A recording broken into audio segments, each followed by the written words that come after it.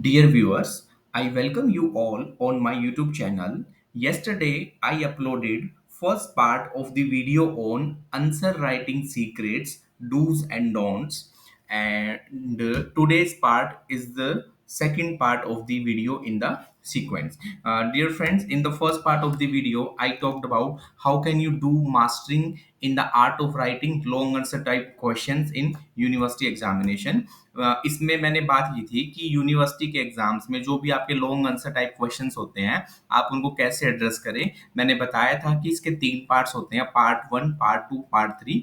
Part one में हम introduction के बारे में थोड़ा सा मेंशन करते हैं, पार्ट टू में हम मेन बॉडी के बारे में लिखते हैं, एंड पार्ट थ्री के बारे में, पार्ट थ्री में हम कंक्लूजन को मेंशन करते हैं।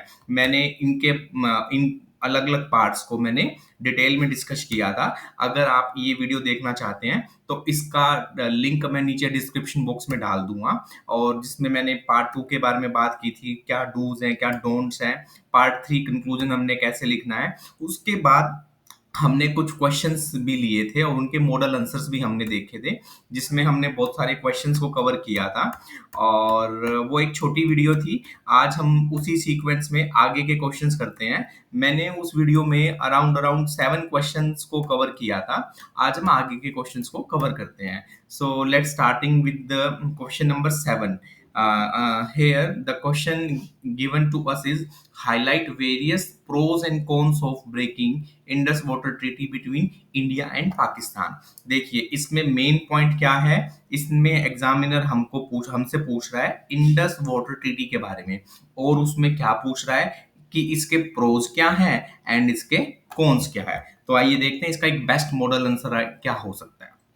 एज यूजुअल आप एक इंट्रोडक्शन से अपने आंसर को स्टार्ट करेंगे, जिससे जैसे कि मैंने इसके आंसर में बताया कि इंडस वाटर ट्रीटी वो signed between Indian prime minister Jawaharlal Nehru ji and President of Pakistan General Ayub Khan on 19 September 1960 at Karachi. Basically, it was a water sharing treaty between India and Pakistan, which was brokered by the World Bank. फिर मैंने कुछ treaty के कुछ major provisions को बताया है, जैसे कि कुछ 3 ईस्टर्न रिवर्स थी, फिर 3 हमारी वेस्टर्न रिवर्स थी। फिर मैंने एक छोटा सा यहाँ पे प्यारा सा डायग्राम बनाया है स्टेंसिल की हेल्प से, जिसमें मैंने इंडस वाटर रिवर सिस्टम को शो किया है और उसकी मेन मेन रिवर्स को मैंने इसमें शो किया है। और उसके बाद फिर मैंने बताया है कि इस ट्रीटी के कंपोजिशन क्या थे। उसमें एक प्रीएम्बल था, उसमें 12 आर्टिकल्स दिए गए थे, एंड A to 6 कुछ एनेक्शंस दी गई थी। उन सब चीजों को डिटेल में बताना तो पॉसिबल नहीं है, बट आप ब्रॉडर वे में यहाँ पे बता सकते हैं कि इस ट्रीटी में का कंपोजिशन ये था। अब डायरेक्टली हम आ गए हैं जो कि एग्जामिनर ने पूछा है कि what are the pros and cons of breaking the treaty. देखिए मैंने इस प्रोज अभी मेंशन कर रहा हूं, तो प्रोज में मैंने क्या बताया, if India breaks the treaty with Pakistan then all the waters of the 6 rivers Indus, Jhelum, Chenab, Ravi, Beas and Sutlej would be available for exclusive use by India only. Secondly, excessive water that India would get after breaking the treaty could be made utilized to supply the arid regions of the Indus River basin such as Himachal Pradesh, Uttarakhand, etc.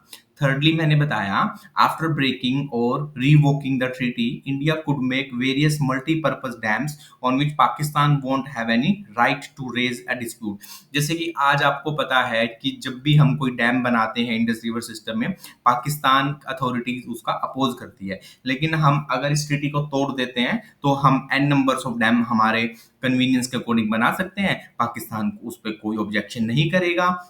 These dams could help our country to supply with additional energy resources, thereby reducing the stress on the available energy resources. बड़ा अच्छी बात मैंने लिखी, आप भी इसको exam में लिख सकते हैं। फोर्थ पॉइंट मैंने बताया, it would give India more strength as far as strategic matters are concern. देखिए बिल्कुल टू द पॉइंट मैंने इन 4 पॉइंट्स में इसके प्रोज को बताया है। और फिर अगर इसके कॉन्स की बात करें तो इसका कॉन ये है, there has been continuous change in the governance of Pakistan, sometimes military rule or sometimes democratic. In case when military rule is imposed in Pakistan, it can start a war against India over the uses of water of Indus River. ये सबसे बड़ा इसका कौन हो सकता है अगर Indus water treaty को हम तोड़ देते हैं या किसी कारण से टूट जाती है। Secondly, after the ratification of the treaty, Pakistan fought three wars with India. Had IWT would not have been there, these wars could have been more severe.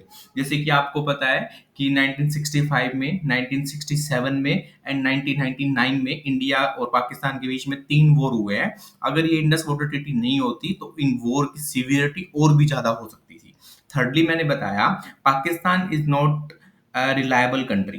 Its viewpoint for India has not been beneficial for our country. So, signing a treaty provides us safety and security in future. Dispute would be solved using the rules and regulation of the treaty only. ठीक है. फिर मैंने एक balance सा conclusion देने की कोशिश की है. मैं आपको बताता हूं कि मैंने इसमें क्या लिखा है. Water is a scarce resource in Pakistan.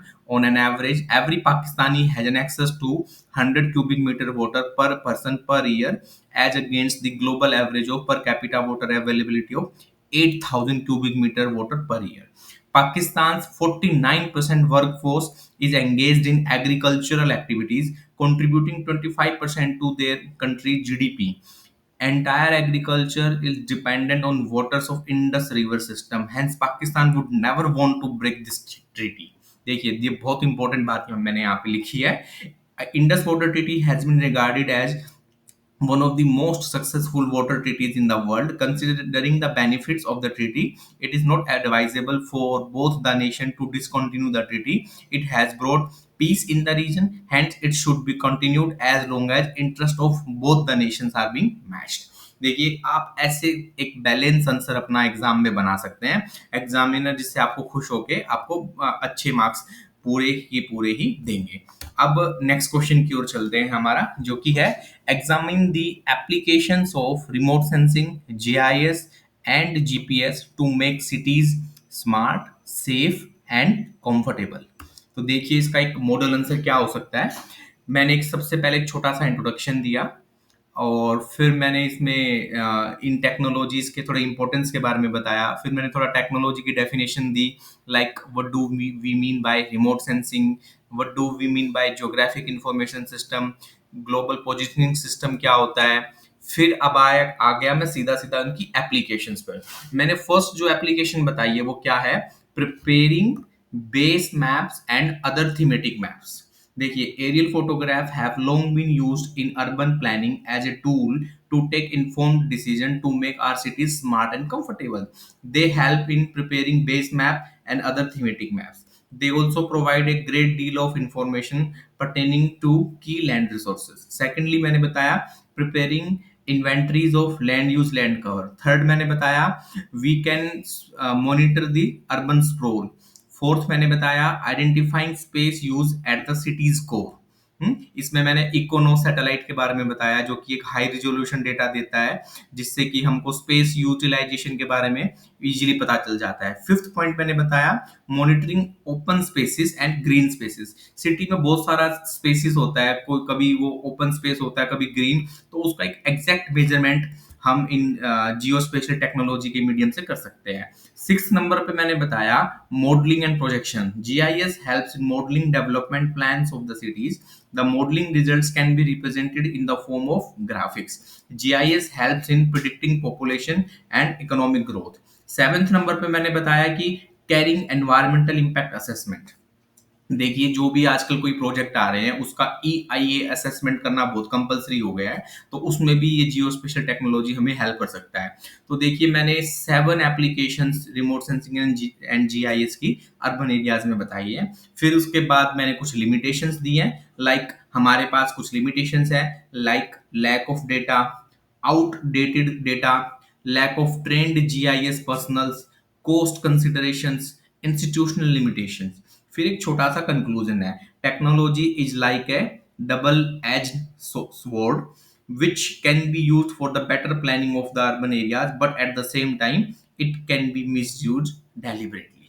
तो देखिए जैसा कि इसमें एग्जामिनर ने पूछा कि एप्लीकेशंस क्या है, मैंने एप्लीकेशंस भी बता दी और कैसे ये GIS remote sensing and GPS का यूज करके हम सिटी को स्मार्ट बना सकते हैं, सेफ बना सकते हैं एंड कंफर्टेबल बना सकते हैं. अब हम अपने नेक्स्ट क्वेश्चन पे चलते हैं. इस क्वेश्चन में पूछा गया है compare the urban expansion and urban sprawl in Rohtak city. ये एक लोकलाइज्ड क्वेश्चन है in pre and post liberalization phase and identify the processes that shaped its development. तो ये बड़ा इंटरेस्टिंग क्वेश्चन है। ये मैं एग्जाम में प्रिपेयर करके गया था, तो मैं I could write it well in the exam. तो देखिए मैंने सबसे पहले अर्बन स्प्रोल की डेफिनेशन दी। Urban sprawl sometimes also known as suburban sprawl or the built environment or simply the plain sprawl is a distinctive phenomena in cities experiencing rapid population increase. The term was given by Earle Sume Draper, an American town planner in the year 1937। ठीक है, फिर मैंने इसमें दो expert की definition दी है, और फिर मैंने बताया कि urban Sproull and expansion of Rohtak city कैसे हुआ है। Rohtak city, the third largest city of Haryana, lies 70 kilometers to northwest of Delhi, the national capital, on National Highway number NH10. Aerial sprawl of the city is 100.52 square kilometer with a total population of 3.82 lakhs as per Census of India 2011। फिर उन्होंने question में जो पूछा गया है कि pre liberalisation phase में urban spool का क्या पैटर्न था और पोस्ट लिबरलाइजेशन फेज में कैसे पैटर्न रहा। तो देखिए मैंने कैसे पॉइंट्स बना के इसमें मैंने बताया। Despite being located near Delhi, the city of Rohtak did not grow much.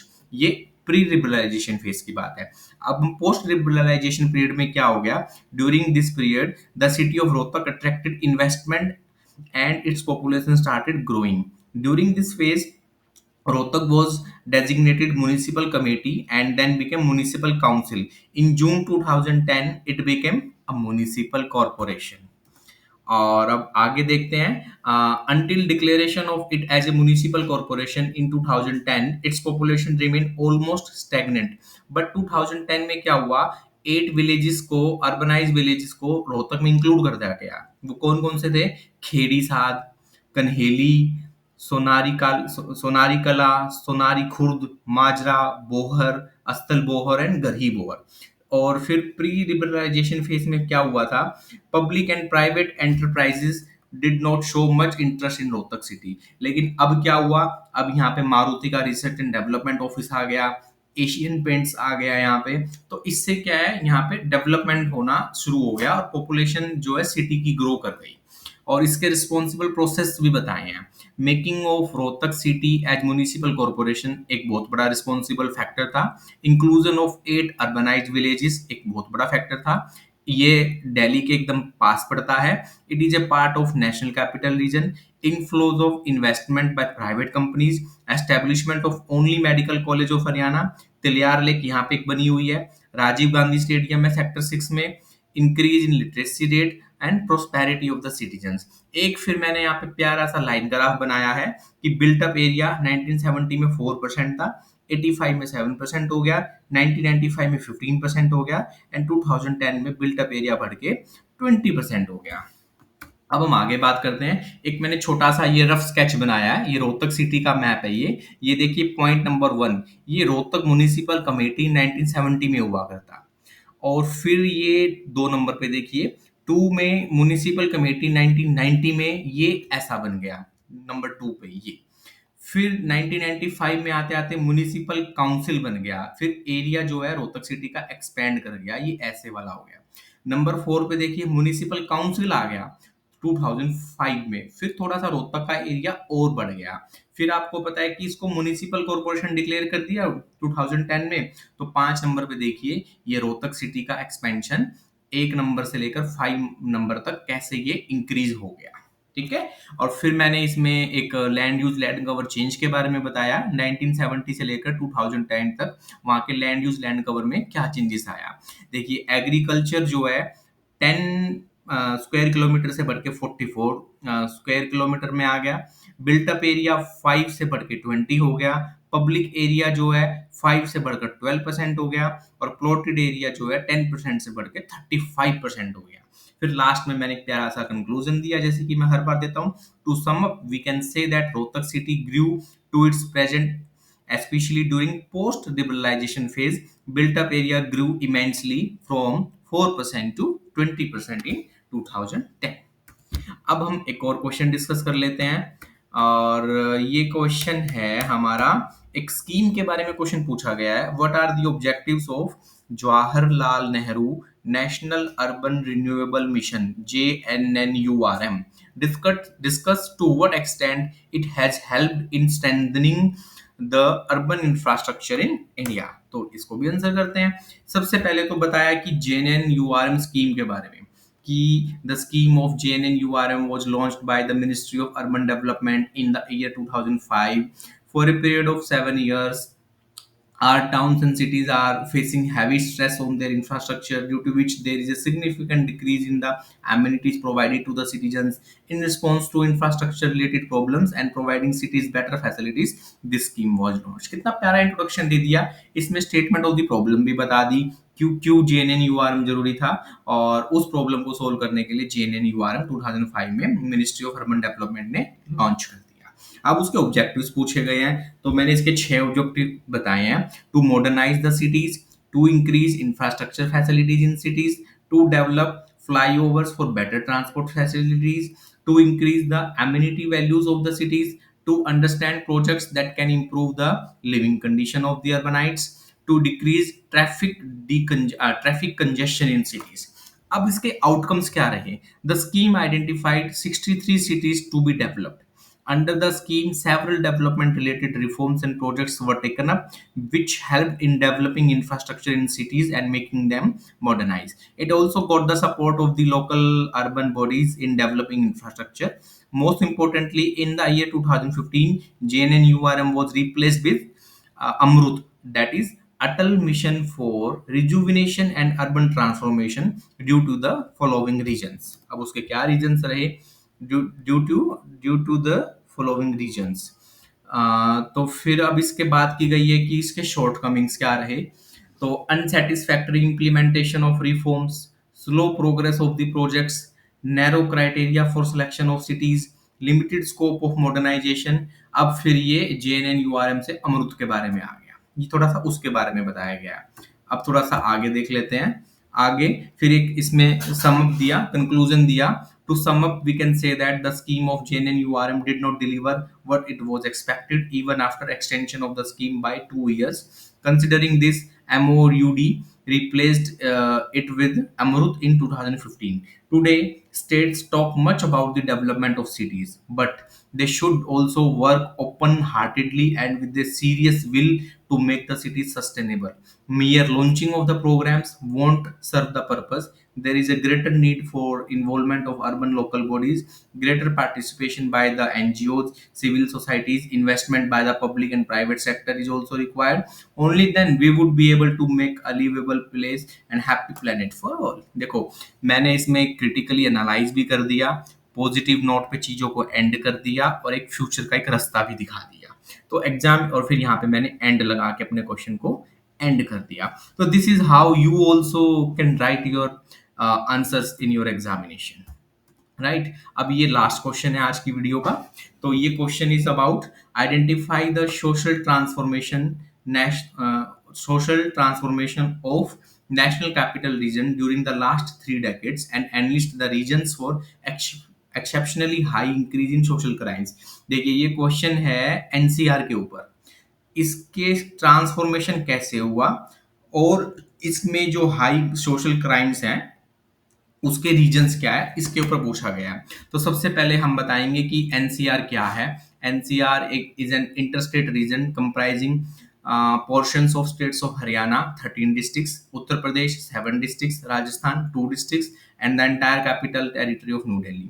फिर मैंने कुछ फैक्ट्स बताए। इसका एरिया इतना है, density 860 persons per square kilometer है, पॉपुलेशन 46 मिलियन है, इसमें 8% इंडिया की ऑपरेशनल एसईजेड है, it is home to 3.7% of India's total workforce, it contributes 7.5% to India's GDP, it is well connected through various means of communication। देखिए, data की तो bombardment कर रखी है, डेटा ही डेटा भर रखा है। अब इसमें सोशल एंड फिजिकल इंफ्रास्ट्रक्चर करना, एनालाइज करना था। मैंने उसमें बताया कि रोड नेटवर्क कितना है, 36,000 किलोमीटर स्क्वायर है, 5 नेशनल हाईवेज है और नंबर ऑफ स्टेट हाईवेज है, मेट्रो रेल है, 160 मेट्रो ट्रेन है, 240 मेट्रो स्टेशन है, 210 किलोमीटर स्क्वायर एरिया को कवर करती है, 1.5 मिलियन पैसेंजर्स को डेली कम्यूट करते हैं, 56,000 डीटीसी की बसेस हैं। देखिए ये मैंने पेपर 2022 में लिखा था, आज ये डेटा चेंज हो गया है, तो आपको अपने आप को अपडेट करना पड़ेगा। एयरपोर्ट है, इंदिरा गांधी नेशनल एयरपोर्ट है,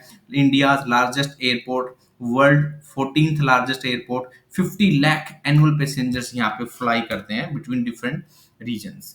अब मैंने बताया कि मेजर ट्रांसफॉर्मेशन क्या हुए, रैपिड इंक्रीज इन पॉपुलेशन हो गई, हाई पॉपुलेशन डेंसिटी हो गई, लार्ज स्केल इमिग्रेंट्स आ गए, डेवलपमेंट ऑफ ट्रांसपोर्टेशन फैसिलिटीज हो गई, inclusion of surrounding states area in NCT of Delhi आ गया, दिल्ली का मास्टर प्लान आ गया 1962 में, फिर constitution of national capital reason planning board 1985 में भी बन गया। अब और फिर मैंने ये बताया कि एनसीआर में हरियाणा के 13 डिस्ट्रिक्ट्स हैं, ये डिस्ट्रिक्ट है, और इतना परसेंट एरिया है और इतना परसेंट अर्बनाइज है।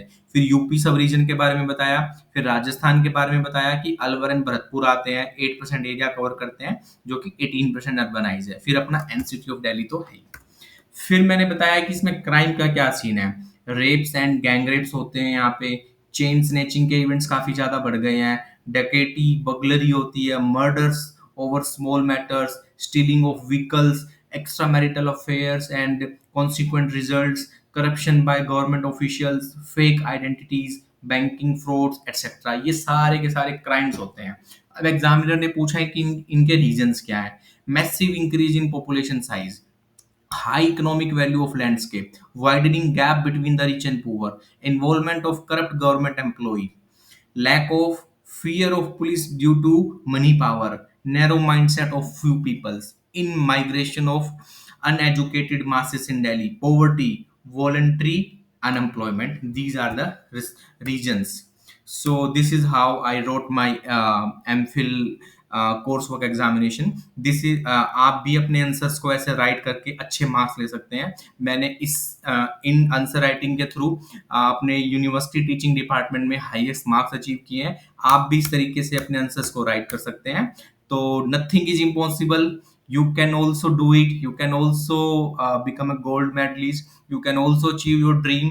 It just takes little hard work, little smart work, and blessings of the elders. So I end my video here. So see you in the next video. Till then, take very good care of yourself. Thank you. Bye bye.